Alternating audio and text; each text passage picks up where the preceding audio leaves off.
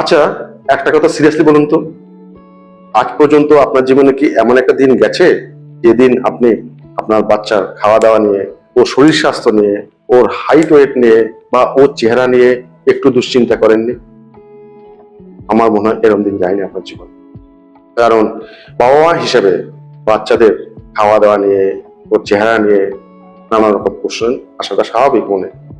সেই জন্যই তো আপনি মাঝে মাঝে কোশ্চেন করেন যে ওটা একদমই কিছু খায় না, আর ওদিকে অন্য বাচ্চারা তো কত খায়, তাহলে আমার বাচ্চার পুষ্টি কি করে হবে? ও এত রোগা কেন? তার মানে ওর মধ্যে, শরীরের মধ্যে কোনো রোগ আছে। ওর ক্লাসের সমস্ত বাচ্চারা প্রত্যেকে লম্বায় বড় হয়ে যাচ্ছে, কিন্তু আমার বাচ্চাটা সেই ছোটই রয়ে গেল, পেটেই রয়ে গেল। তাহলে কি সে হাইট বাড়বে না তার? এই সকল হাজারো কোশ্চেন আপনার মনের মধ্যে আসে। কারণ বাবা মা হিসাবে সন্তানকে যে ভালোবাসেন, এইসব কোশ্চেন গুলো আসাটা খুব স্বাভাবিক। সেটা তবু খানিকটা বোঝা যায় কেন এরকম করছেন। কিন্তু আপনার ঘরে যে টিনেজ বাচ্চাটি আছে, কিশোর বলি আমরা, কিশোরী বলি, সে সে কিন্তু এই খাওয়া দাওয়া নিয়ে, তার চেহারা নিয়ে, তার ওয়েট হাইট নিয়ে কিন্তু মানসিক চাপে রয়েছে আজকের দিনে দাঁড়িয়ে। সে যাতে তার মানে ওয়েট না বেড়ে যায়, মোটা না হয়ে যায়, সেজন্য কিন্তু ক্র্যাশ ডায়েটিং করে ফেলে। দেখবেন যে কোনো একদিন একটু খাবার খেয়ে নিল, কোনো অনুষ্ঠানে খেয়ে নিল, তখন দেখবেন 2-3 দিন আর খাওয়া দাওয়াই বন্ধ করে দিয়েছে, একটু একটু খাচ্ছে সামান্য। কিছু বাচ্চা তো এমন করে যে ও খাবার দাবার খাওয়ার পরে ওয়াশরুমে চলে যাচ্ছে, ওয়াশরুমে গিয়ে সমস্ত কিছু বমি করে ফেলে দিচ্ছে। আর কিছু বাচ্চা তার হাইটটাকে রাতারাতি বাড়ানোর জন্য কি করছে, সে নেট ঘেটে যত রকম নন সাইন্টিফিক যে যে সাপ্লিমেন্ট গুলো আছে আর টোটকা গুলো আছে, সেগুলো ব্যবহার করা শুরু করেছে। তার মানে ও কিন্তু সমস্ত ঘটনাটাকে চিন্তা ভাবনা পর্যায়ে রাখেনি, আর সে অ্যাকশনের মধ্যে নিয়ে এসছে, অ্যাকশন করছে সে তার বিরুদ্ধে, মানে সে কিন্তু কাজে দেখিয়ে দিচ্ছে তার বিরুদ্ধে। আপনি কি ভেবেছেন এর পিছনে কারণটা কি? এর পিছনে একটি কারণ, সেটা হচ্ছে যে আমরা বাচ্চার বৃদ্ধিটাকে, বা ও ভাবছে ও বৃদ্ধিটাকে একটা একটা ভুল মানুষের সাথে তুলনা করছি। যেমন বাচ্চারা তুলনা করছে সোশ্যাল মিডিয়াতে ওর দেখা ফিল্টার লাগানো, এডিট করা কাল্পনিক সেই সেই চরিত্রটাকে হওয়ার চেষ্টা করছে, পারফেক্ট চরিত্রের পিছনে ছোটার চেষ্টা করছে। আর আপনি আপনার বাচ্চার চেহারা সাথে তুলনা করছেন বাড়ির পাশের কোনো বাচ্চা বা স্কুলে কোনো বাচ্চার সাথে। কিন্তু আপনি যখন ব্লাড প্রেশার চেক করান, আপনি যখন সুগার চেক করান, তখন যদি ওষুধ খান, তখন কিন্তু বাড়ির পাশের প্রেশারের উপর ডিপেন্ড করে আপনি ওষুধ খান না। আপনি কি করেন? আপনি একটা মানদণ্ডের উপর হিসেব করে কিন্তু সেই ওষুধগুলো খান। ডাক্তারবাবু সেই মানদণ্ডটাকে হিসাব করে ওষুধগুলো খাওয়ান। কোনো সময় মনে হলো বা পাশের লোকের বেশি প্রেশার, মানে আপনি ওষুধ খাওয়া শুরু করেন, তো করেন না, তাই না? কিন্তু আপনি কি করেন, বাচ্চার যে গ্রোথের উপর, যেটা বাড়ির পাশের বাচ্চার উপর চিন্তা করে আপনি সমস্ত ডিসিশন করে নেন। আর ওই বাচ্চা তো ওই ডিসিশন গুলো পারফেক্ট কাল্পনিক চেহারার উপরে ছুটছে। এগুলো নেওয়ার ফলে আমাদের আজকে যত রাজ্যে গন্ডগোল এখান থেকে শুরু। তো আমরা তার জন্য আজকে আমরা এই গ্রোথ চার্টটা দেখবো, সেটা একটা মানদণ্ড, যেটা অ্যাকচুয়ালি আপনার যে প্রেশার বা সুগারের জন্য যে মানদণ্ড হিসেব করা হচ্ছে, যেটার জন্য অনেক সময় লেগেছে সায়েন্টিস্টদের বানানোর জন্য, এটা সেরকমই বাচ্চাদের একটা গ্রোথ চার্ট পাওয়া যায়।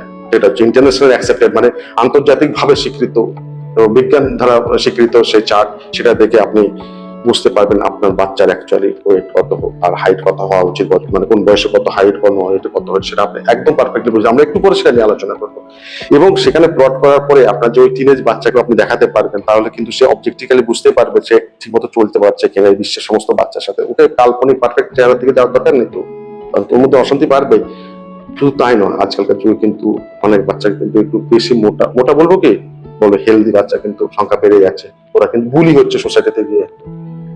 তার জন্য সেও দেখতে পারবে হ্যাঁ ওর পজিশনটা কোন জায়গাটা, তখন ওকে খানিকটা নিজেকে কানেক্টটা কন্ট্রোল করতে পারবে।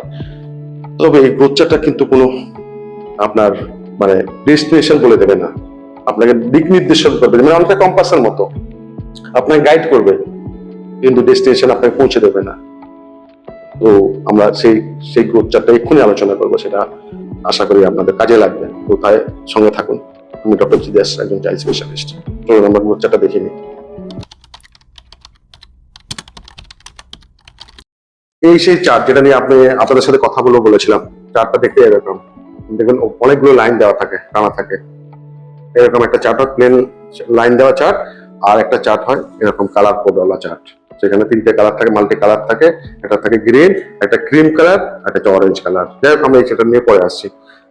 তো বেসিক্যালি আমাদের কিন্তু 3টে চার্টকে ফলো করতে হবে বাচ্চাদের জীবনে বুঝতে গেলে। 3টে চার্টকে ফলো করতে হবে। একটা তার ওয়েটের চার্ট বুঝতে হবে, আরেকটা তার হাইটের চার্ট বুঝতে হবে, আরেকটা হচ্ছে তার মাথার পরিধি বা হেড সার্কামফারেন্স বলা হয়।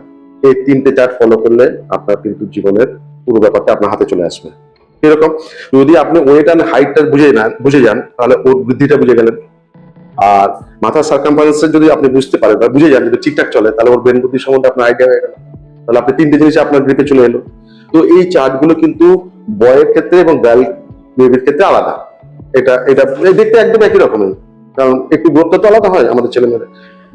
আর তো এটা যেমন এটা গার্লের আছে, এটা গার্ল বেবিদের আছে, দেখেছেন? আর এখানে লড়কা লেখা আছে। এটা হিন্দি হতে পারে, যেহেতু এই বাচ্চাটা ডেলিভারি বিহারে হয়েছে বোধহয়, তার জন্য চারটা বিহারে লেখা। কিন্তু বাংলা হলে এখানে বাংলা লেখা থাকতো, ইংলিশেও লেখা থাকতে পারে, সেখানে ছেলে লেখা থাকতো বা বয় লেখা থাকতো। তো যাই হোক, এই চার্ট গুলো কিভাবে আমরা প্লট করবো, কিভাবে বুঝতে হবে, কারণ আমরা 3টে চার্ট কিন্তু আমাদের জানতে হবে। তাহলে আমাদের এখানে কিন্তু এটা ওয়েট চার্ট, এটা হাইট চার্ট, আর যেটা মাথার পরিধির চার্ট, সেটা আমি এখন দেখাতে পারছি না, সেটা আমি পরে দেখিয়ে দিচ্ছি আপনাদের। দেখতে একদম সেম, লাইন দেওয়া থাকে অথবা কালার কোড দেওয়া থাকতে পারে। এই দুটো জিনিস বুঝতে হবে। তো আমি কিভাবে প্লট করবো একটা বাচ্চাকে, কিভাবে প্লট করবো? প্রথমে প্লট করবো কি, ধরুন আমার কাছে একটা 5 বছরের বাচ্চা আছে, বা আপনার বাড়িতে একটা 5 বছরের বাচ্চা আছে, মেয়ে বাচ্চা। তো তাহলে আমরা কিভাবে সেটাকে প্লট করবো? এবং তার যদি তার ওয়েট দেখলাম যে আমরা 20 কিলো, 5 বছরের বাচ্চা 20 কিলো ওজন, আর এবং হাইটও ভেবে দেখলাম, হাইট দেখলাম 115 সেন্টিমিটার। তো সেটা আমরা কিভাবে প্লট করবো? এটাকে এইভাবে করতে হয়। এই নিচটা সবসময় এজ বোঝায়। এজ মানে 1 বছর, 2 বছর, দেখতে পেয়েছেন? 4, 5, 2, 3, 4, এখানে এজ বোঝায়, এগুলো কোন বয়সের এটা বোঝায়। আর এটা হচ্ছে এটা যেহেতু ওয়েট চার্ট, তাহলে এটা হচ্ছে ওজনের বোঝায়। যেমন 5 কিলো, 10 কিলো, 15 কিলো, 20 কিলো এরকম আছে। আর এখানে হাইট, যেহেতু এটা হাইট দিয়ে চার্ট আছে, দেখুন এখানে সেন্টিমিটার আছে, এখানে সব সেন্টিমিটার, 150 মিটার। ওকে। আর এক্ষেত্রে দেখুন এই চার্টের ক্ষেত্রে এটা 1 মাস, 2 মাস, এটা যে ছোট, 1 বছর, 1 সাল, 2 বছর, 3 বছর বোঝাচ্ছে। ঠিক আছে? তবে লিস্টটা সবসময় আপনার বোঝাচ্ছে আপনার এজ। আর এদিকটা হচ্ছে আপনার ওয়েট বোঝায়। দেখেছেন এখানে 6, 7, 8, 9, 10 মিলি লেখা আছে, বুঝতে পেরেছেন? দেখেছেন তো? আশা করি দেখতে পেয়েছেন। যাই হোক, তো আমাদের যে 5 বছরের বাচ্চাটার কথা বলছিলাম, তার ওয়েট 20 কিলো বলছিলাম। তো আমি প্রথমে এজটা ধরে নিলাম 5 বছর, তো আমি 5 বছর এখানে প্লট করে নিলাম, দেখে নিলাম। আচ্ছা, এবার তার 20 কিলো ওজন। তো 20 কিলো হচ্ছে এটা, 20 কিলো। 20 কিলো আমরা দুটো লাইনকে ইন্টারসেক্ট করবো, করে দিলাম, এভাবে করে দিলাম। অর্থাৎ পেন দরকার নেই, আপনি পেন্সিল দিয়ে করতে পারেন বা পেন দিয়েও করতে পারেন। কোনো অসুবিধা নেই, দিদির সাথে মানে আশাদির সাথে কথা বলে বা ডক্টর বাবুর সাথে কথা বলে করে দেন। এবার এটা হয়ে গেলে এখানে ইন্টারসেক্ট করবা। ওকে। এবার হাইটের ক্ষেত্রে দেখি 20 কিলো, আর এটা আছে, তাহলে এটা হচ্ছে এখানে হচ্ছে। দেখতে পেয়েছেন এই জায়গাটা? কোনো সময় কোনোদিন আপনি মাপেননি, কোনো কালে দেখেননি, রোজচার আপনি দেখাই হয়নি, কোনোদিন প্লটও করেননি। যদি দেখেন যে বাচ্চার বয়স 7 বছর বয়সে তার একটা ওয়েট পেলেন, 8 বছর বয়সে একটা ওয়েট পেলেন, তো ইন্টারসেক্ট করার পরে এই প্লটের বাইরে চলে গেছে, লাইনের বাইরে চলে গেছে, ধরুন এখানে চলে গেছে বা এখানে চলে গেছে, বা এই ওয়েটের ক্ষেত্রে এখানে চলে গেছে বা এখানে চলে গেছে, সেটা কিন্তু খারাপ। এর বাইরে হওয়া যাবে না, কারণ এই বিশ্বের সমস্ত বাচ্চা কিন্তু এর মধ্যে রয়েছে। এটা একটা বিজ্ঞান, এটা একটা ইন্টারন্যাশনালি অ্যাকসেপ্টেড পেপার। সেটা জন্য আপনি ব্লাড প্রেশার চেক করে ওষুধ খাচ্ছিলেন, একটা পেপার মানে ওরকম আছে, সেরকম এটাও সেরকমই। তো এর বাইরে চলে যাওয়া মানে আপনি খারাপ আছে। এটা একটা দিক আছে। আরেকটা দিক আবার কিন্তু ধরতে হবে, যে ধরুন বাচ্চার যে 5 বছর বয়সে আমি যে বললাম 115 সেন্টিমিটার হাইট, সত্যি কথায় সেই বাচ্চা কিন্তু এই হারেই বাড়বে। এই লাইনটাতে, কারণ এই লাইনের উপর বলছে না, এই যে লাইনটার উপরে করেছিল, সেই লাইন ধরে বাড়ে। কারণ বিশ্বের ওর সমতুল্য বাচ্চাগুলো কিন্তু এইভাবে বাড়ছে। ও এইভাবে এসে ফাইনালে এরকম জায়গায় যাবে, ধরুন এই জায়গায় আসবে, মানে 165 সেন্টিমিটার জায়গায় চলে আসবে। ঠিক আছে? কত আসছে? সেকেন্ড লাইনটা ছিল, তাই না? হ্যাঁ, 165 সেন্টিমিটার চলে আসবে। কিন্তু এটা হচ্ছে ওর নিয়ম, ওর ওর গতিতেই বাড়বে এটা। তাহলে যদি প্রথমে কোনোদিন দেখলাম না, তো যদি এই লাইনের বাইরে থাকে তার ঝামেলা। আরেকটা জিনিস দেখলাম, ধরুন 7 বছর, এখন তো 5 বছর বয়স বললাম, তো 7 বছর, 10 বছর বা 15 বছর বয়সে দেখলাম যে এই লাইন ধরে যাচ্ছে না বাচ্চাটা। এই লাইন ধরে না গিয়ে কি করলো, সে এরকম ফ্ল্যাট হয়ে গেল, বা একটু কম বাড়লো, বা একটু ফ্ল্যাট হয়ে গেল, বা নিচের দিকে নামতে শুরু করলো, এগুলো কিন্তু খারাপ। তাহলে প্রথম খারাপ হচ্ছে এই লাইনের বাইরে। সেকেন্ড খারাপ হচ্ছে ওর গতিতে বাড়ছে কিনা। ওর গতিতে বাড়া মানে এই লাইন ধরেই বাড়বে, বা এই লাইন ধরে বাড়বে, মানে যেখানে পড়বে সেই হিসাবে ওইভাবেই বড় হবে। কিন্তু সেটা যদি ফ্ল্যাট হয়ে যায় বা মানে ডাউনহিল কোর্সে চলে যায়, তাহলে কিন্তু সেটাও খারাপ। তাহলে এই দুটো জিনিস কিন্তু আপনার খারাপ। এখন আমরা চেক করবো কবে কবে? বিজ্ঞানীরা বলছেন যে প্রথম 1 বছর ধরে আমরা চেক করবো প্রত্যেক মাসে। দেখুন এখানে মাস লেখা আছে, যে এটা ছোট বাচ্চাদের 3 বছর অব্দি দেওয়া আছে, এটা WHO চার্ট। আমরা প্রত্যেক মাসে মাসে করে মাপবো। ধরুন বাচ্চার বয়স 1 বছর বয়স, ঠিক আছে, এবং দেখা গেল তার ওজন হচ্ছে 9 কিলো। তাহলে আমরা প্লট করবো কি করে? 1 বছর বয়স এখানে দিলাম, আর এখানে আমরা দিলাম 9 কিলো, এখানে 9 কিলো, তাহলে আমরা এখানে প্লট করি, তাহলে আমরা পাবো